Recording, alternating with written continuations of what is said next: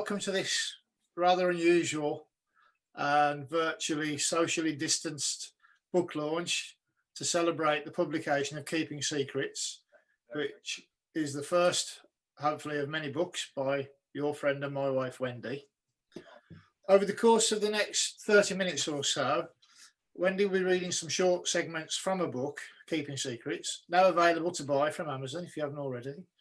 And she'll talk about the key characters, the events that shaped the background of the book, and she'll answer your questions in a Q&A at the end of the session. But you can ask a question or post a chat comment at any time during the session using the chat facility, which is either at the top or the side of your screen, depending on the layout. I'll be doing my best to make sure that your questions that you submit on the chat are answered, and we'll kick off. And then we'll hear from Wendy with opening remarks about the book and the main characters and so on. Then we'll have 2 or 3 questions, and then another reading, then the polls and the Q&A, and then thanks. So without further ado, I'd like to get the book.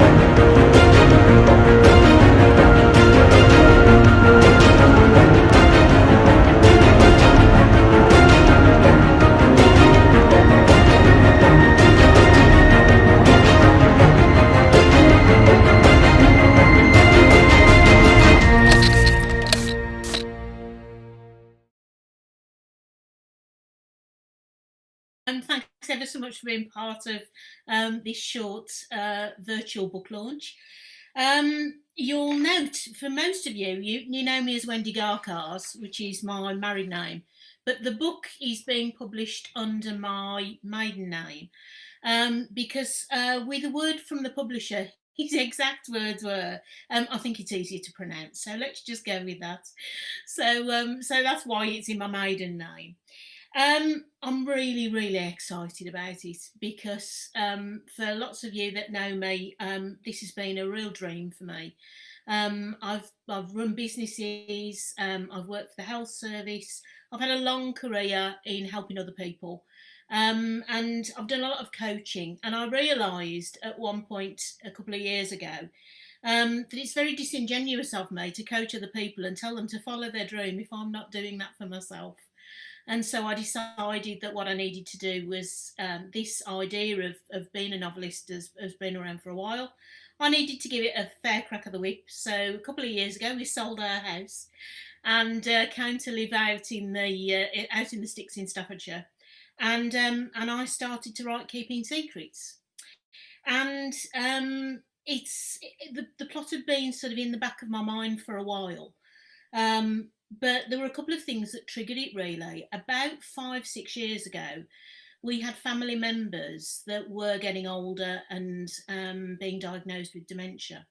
And we felt the sort of at first hand how difficult it is to deal with that, both from the person who has dementia point of view, but also from family who are trying to come to terms with it and who are trying to do their best to support that person. And it struck me that when you have a diagnosis of dementia, people see that diagnosis first. They don't really think about who the person was, what their life was before, what they did before. They don't think about their sense of humour, what their likes and dislikes are. They just see them as that label. And this idea about the fact that the Cold War had ended, so MI5 and MI6 agents weren't being killed in action anymore, but they were living long enough to receive their pension. What would happen if they got dementia? What would happen if they started to talk or share the secrets? It's no coincidence that when you sign the Official Secrets Act, you sign it for life. It isn't a time-limited thing. And all of this came together and the idea of Keeping Secrets was born. So what's it about? It's about a residential home with a difference. So Shady Fields houses all of the residents who are ex-MI5, MI6 agents, or people who've worked for the security services in a range of different roles. It's headed up by the main character, who is Daniel Grant. And Daniel is an ex-active MI5 agent who got shot and had to come off active duty. And so they gave him this project of getting this residential home off the ground. He's aided and abetted by an unusual sidekick, Hilary Geddes, who is a career civil servant. So not only is she coming with a project manager hat on, she's coming into this mad world where agents who have seen active service, who may have a skill set that means they can break locks, they can blow things up, they can kill people. She's having to deal with coming to terms with these residents. The villain of the piece is a man called Bernard Cummings, who is a very senior officer in Secret Service, and he has a rake of secrets of his own that he's desperate to remain hidden. And one of the residents has decided that because he was treated so badly by the service, he's going to write a tell-all memoir. And so all of these things come together to form the plot of Keeping Secrets. And it starts with a key historical event, which is the fall of the Berlin Wall. So I thought it might be an idea if I give you that reading to start off with. So let me kick off the readings. I have to take my glasses off for this. So the story starts off, the prologue starts off in Tbilisi in Georgia on the 10th of November 1989. It was the best day of his life, but it would also be his last. Sure of Laster leant close to the radio set. He didn't want to miss any of the details. It was 4 a.m.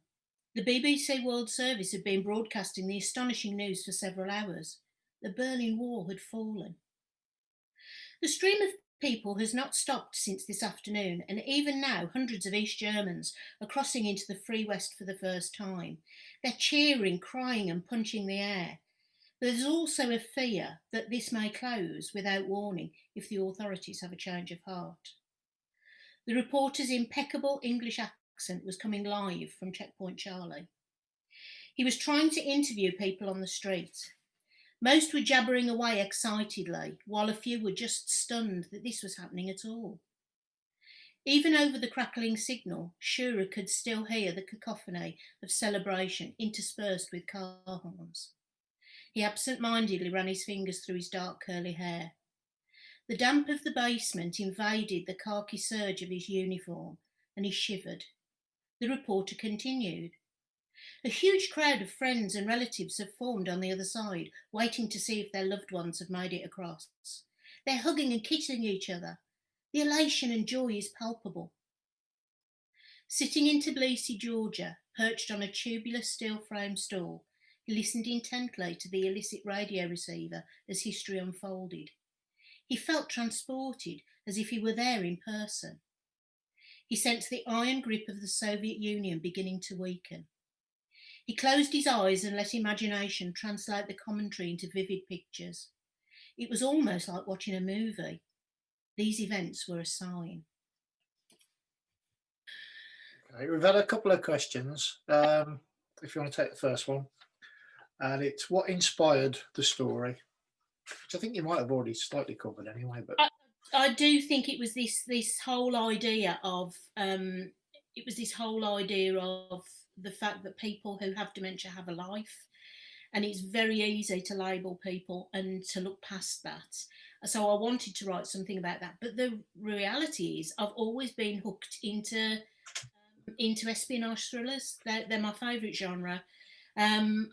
I've read Ian Fleming, Stella Rimington, Charles Cummings, all of the big sort of espionage writers. And I just felt that I'd got one of those inside me. And so I just wanted to let it out, really. And so that's why I started to write.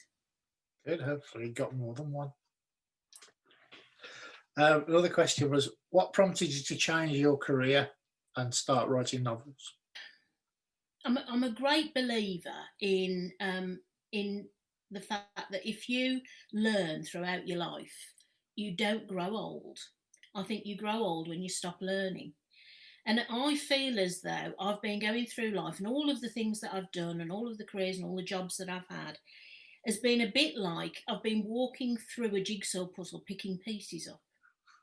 And it felt like this was the picture on the lid. It felt like this was the last bit of what I needed to do to be able to do what I've always wanted to, which is be a novelist. I've always wanted to be a writer. And when I was a little kid, I used to, and actually probably no older than Lucy, Phil's daughter. I used to write and make little books, and I was really into telling stories, and I loved language, and it was always sort of there in the back of my mind. But you know what it's like? Life takes over, and you get a proper job, don't you?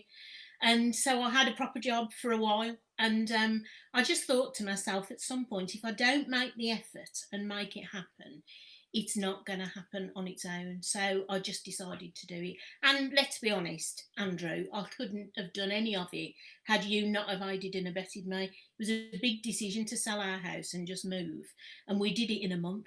So it was a bit mad, really. And lots of people, since people have said, wow, that was a really brave decision. And other people have said, my God, that was a bit reckless. Yeah. And the reality was, it was between the two, wasn't it? Okay. Another question from Phil. Do you see this as being a series or a standalone? And will hold on, there's a bit more to the question than that. So, and if standalone, will espionage thrillers be your genre? Is it The Dodgy Neighbours why you moved? To do with it, definitely. It's definitely going to be a series, and in fact, I've got two other plot lines that I've sort of already mapped out. Really, the second in the series is going to be called Hidden in Plain Sight, and that is a cat and mouse hunt involving an ex-IRA hitman and his brigade commander.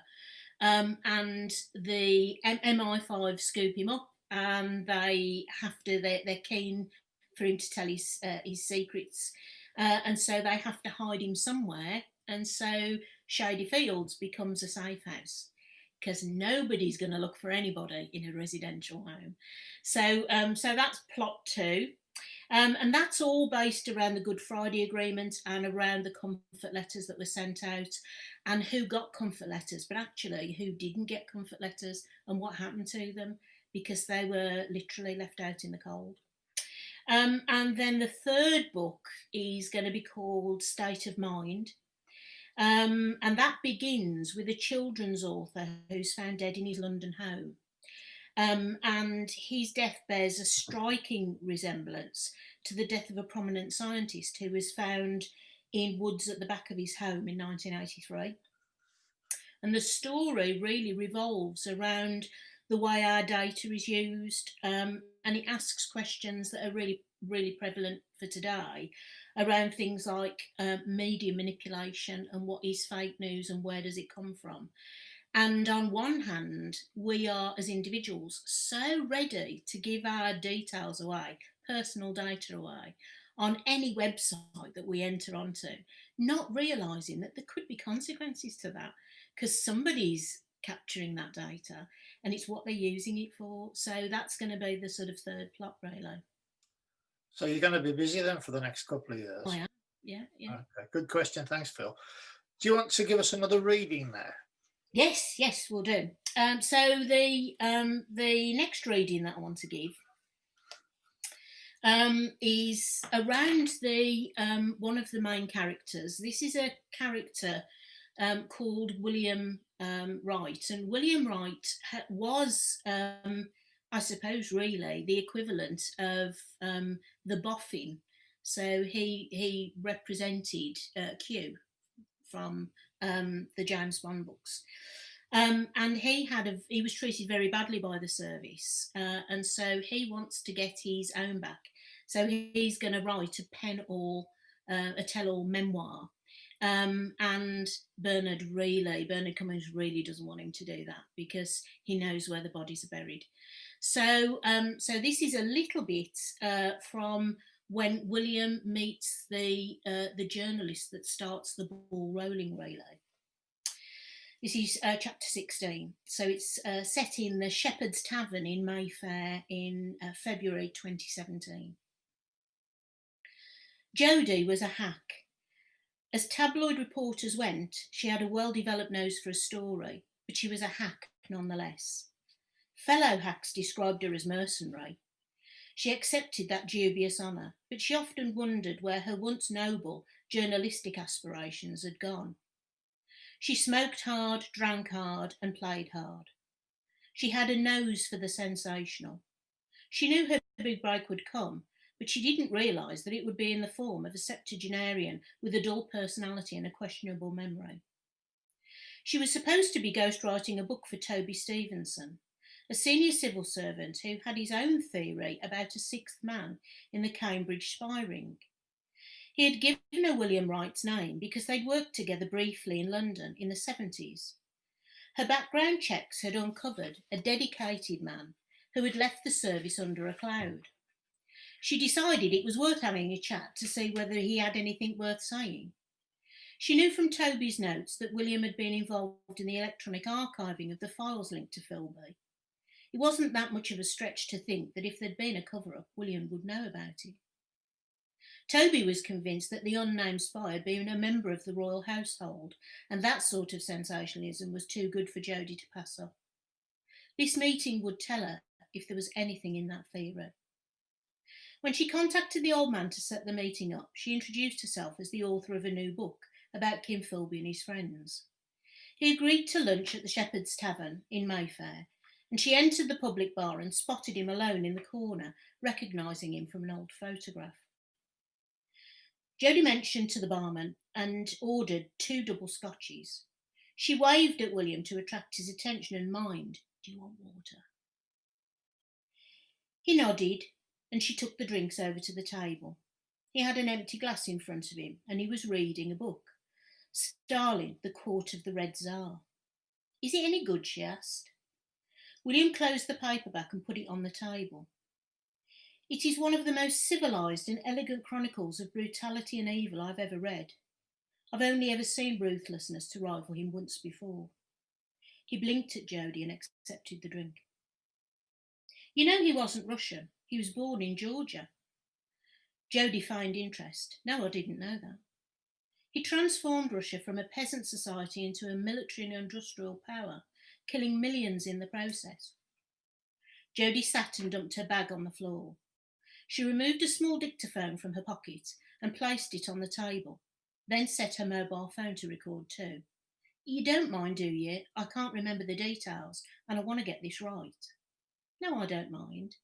He casually angled an empty foil crisp packet in front of the devices, just enough to interfere with the built-in microphones.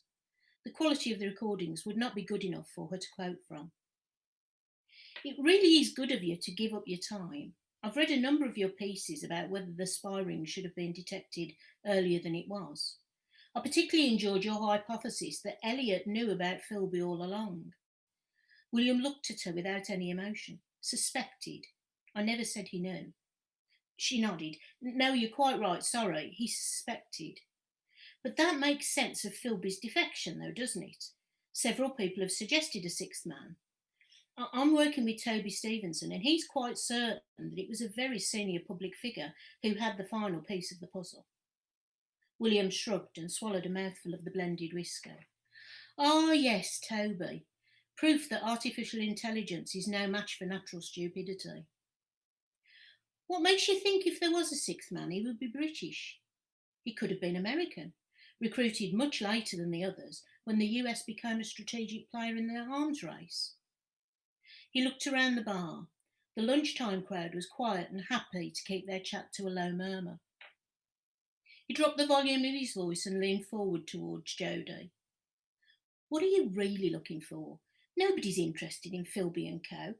It happened lifetimes ago. The public have forgotten about it, the security services are still trying to forget about it, and I'm not sure anybody that matters really cares anymore. Jodie wanted to keep him talking. Thank you very much for that. Okay. A couple more questions. Where does Shady Fields come into the third novel, into the third book? Right. So Shady Fields in the third novel houses the head of the security services, so the director general of the security services, who was head at the time of the 1983 death of the scientist. She has developed early onset Alzheimer's, and she is now a resident in Shady Fields. And so, from her background, she knows literally what happened in both of those cases. She knows because of the links that exist between them. And so that's where Shady Fields sits. Smashing. Okay. What's been the hardest thing to do? Think of a plot, an ending, a theme, how it can follow on. Where did you start? I started by I'd got the plot in my head, and then just as we moved here, I went to a writers' conference in York of other aspiring writers, and so you were able to take what you'd written and people would comment on it, and so I put mine forward to a book editor, and I had a one-to-one with him. And he said, right, he said, do you want the good news or the bad news? And I said, I'll have the good news, please. And he said, well, the good news is you can write. And I sort of looked at him and he said, you've no idea how many people start a novel and who can't write. So that's good news. And I said, right, what's the bad news? He said, you've tried to cram 3 books into one here. So actually, the plot came really easily because I was trying to cram it into one book. I think the hardest part about it all is finding your writer's voice, because it's one thing to write stuff down, and I've written and published books before, but they've been business books. It's one thing to write an instructional book. It's completely different to write something that somebody is willing to give up 4, 5, 6, 8 hours of their time to read from cover to cover. And it's quite a technical thing when you're writing dialogue and when you are trying to convey things without making them boring. There's quite a lot of technical stuff in there, and so I had to learn a new language and I had to learn those tools really, those tools and techniques. Smashing. Did you ever have writer's block? No, I haven't. And actually, if you go onto my website, I've done some blogs, and in there I've described writer's block, what to do if you get writer's block. And I suppose one of the reasons why I haven't got it is that I'm a bit of a perfectionist. And so when I get stuck with one thing, I'll go off and have a look at something else.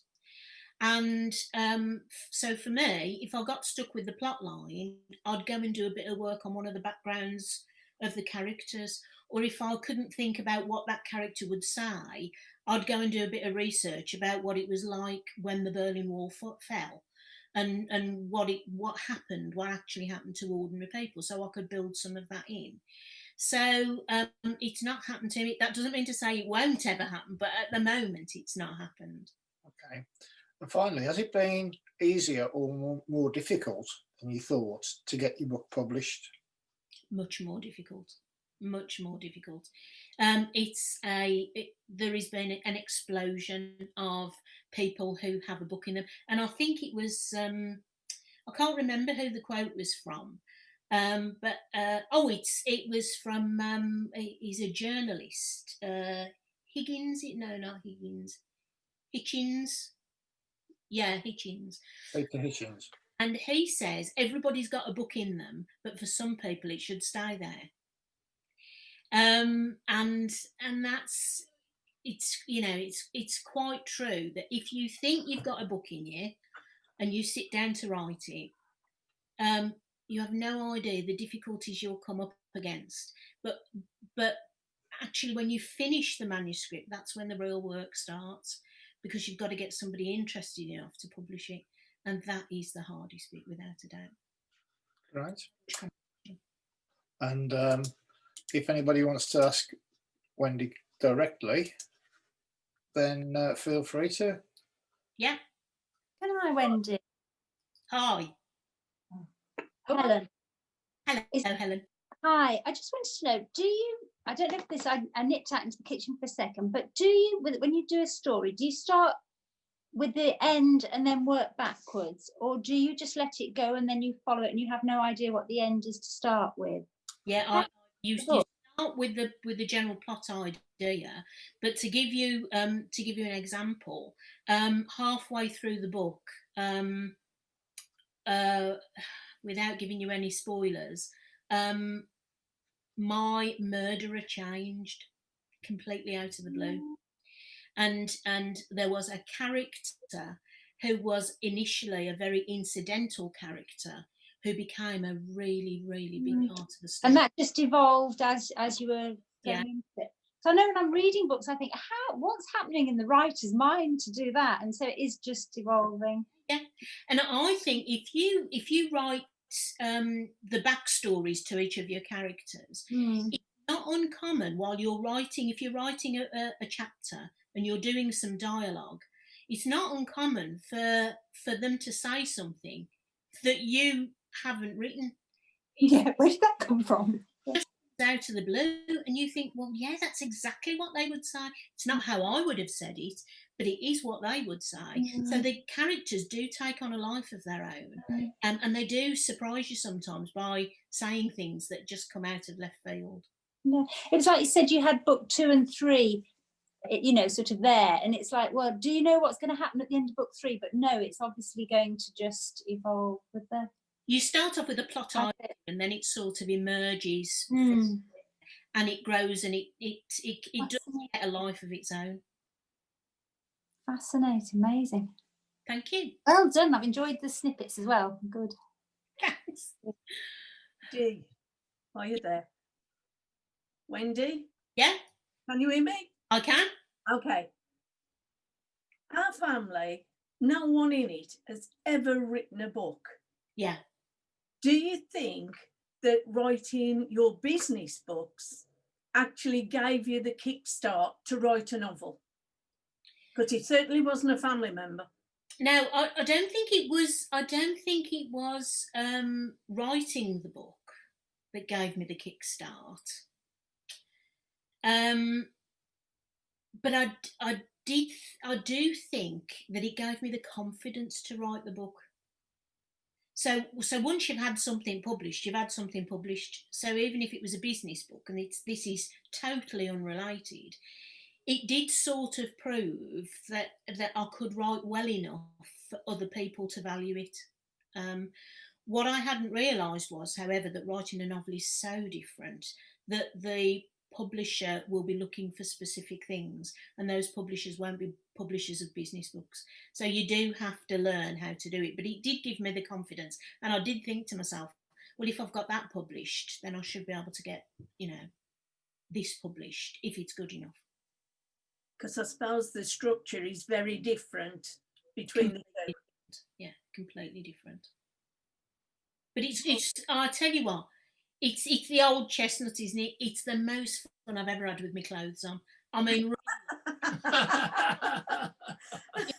fantastic to just sit there and let your imagination just go, and you're in charge of this world. Whatever you want to happen happens in this world, and it is just such a fantastic feeling to do it. And when I look back on it, I mean, when I remember saying to Andrew, when it came through and I'd got it in my hand and I looked at it and I thought, I've done it, this is mine, I've produced a proper book that you could go into a bookshop and buy, and that feeling was just fantastic. It really was. Brilliant. Okay.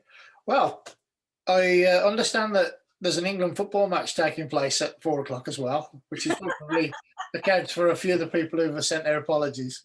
So without any further ado, I'm going to go and watch football. And I think everybody, thank you very much for joining us on the call. Wendy's got an in-person book signing next week at Deer Park in Yoxall at the new centre there, so she can be signing copies and things as well. But in the meantime, thank you very much. In the meantime, thank you very much for joining us. And I'll leave it with Wendy for the last word. Okay. I wanted just to do a toast. There have been loads of people that have enabled this to happen. You know, Elaine, you're on the call today and you've played a part in it, even though you may not be aware of it. Those mad neighbours that we left, they've had a bit to play. Certainly Lynn, you know, who's been there and been my copywriter for a lot of the time. You know, Phil beta read the original copy. I can't overestimate the contribution that Andrew's made, because I couldn't have done it without him. So thanks for that. And I have got a dedication in the book, so I want to leave you with a dedication and a toast, really. Literally, I wouldn't be here. My mum, Laura, was a working class woman, black country woman, who had no aspirations to do anything other than to be a wife and a mother. But she instilled in me that it doesn't matter what you look like on the outside. What matters is what you are on the inside. And if you choose to do something and you set your mind to it, there's nothing that you can't do. So she's part of the reason why I'm here today as well. And, you know, coming from a very ordinary background, to sitting here being a published author is something that I always wanted to happen. But if I'm absolutely honest, I didn't really think would. The other part of the dedication is that the book is in honour of those who live with dementia every day: patients, family members, carers, the professionals that look after them. It's challenging if you're trying to look after them, but it's terrifying if you have the condition. It's not an easy condition to have. And I really hope that people who pick the book up and read it will not take dementia, Alzheimer's for granted. That's one of the side things that I want to come from this book. So all I'm going to say is, thank God the first one's over, and here's to the next few, really. I can't wait to get started. And thanks for being part of today. Thanks very much. Cheers. Cheers, Cheers. Cheers. Well done, Wen. Absolutely perfect. Well done. Really good. Enjoyed every minute. Can't wait for it to turn up now.